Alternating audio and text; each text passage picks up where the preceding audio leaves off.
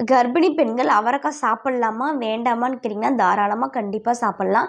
இந்த சாப்பிட்ணுமா சாப்பிடக்கூடாதா, எப்போ சாப்பிட்ணும், நைட்டில் சாப்பிட்ணுமா பகலில் சாப்பிட்ணுமா அப்படின்னு கேட்டிங்கன்னா 2 வேளையுமே சாப்பிட்டுக்கலாம். இந்த மாதிரி கொஸ்டின்கள் வரக்கூடிய நபர்கள் யாருன்னு பார்த்தீங்கன்னா புதுசாக, அதாவது ஃபஸ்ட்டு பேபி அவங்களுக்கு அப்படிங்கிறவங்க கர்ப்பிணி பெண்களுக்கு மட்டும்தான் டவுட் வரும்.